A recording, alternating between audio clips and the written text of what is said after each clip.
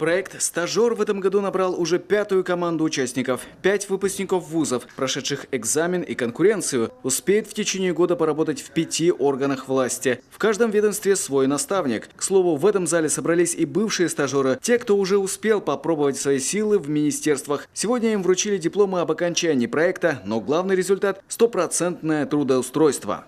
Новым стажерам я хочу пожелать не останавливаться перед трудностями,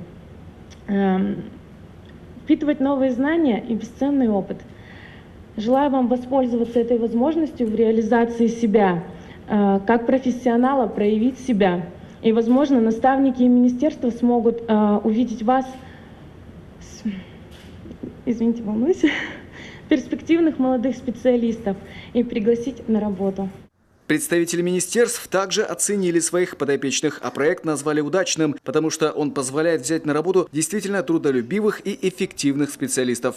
Со временем я стал понимать и видеть, как человек работает, с каким усердием, с каким вот именно новым взглядом, с новым подходом и с какой скрупулезностью человек корпеет над документами. На самом деле я понял, что из этого выйдет толк. И очень здорово так совпало, когда появилась возможность человека оставить, и я был двумя руками за.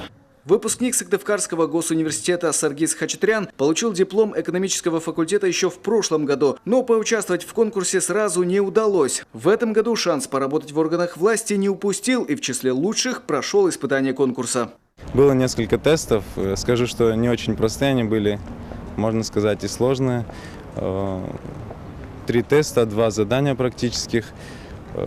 Но, в принципе, знания были свежими и получилось все хорошо сдать.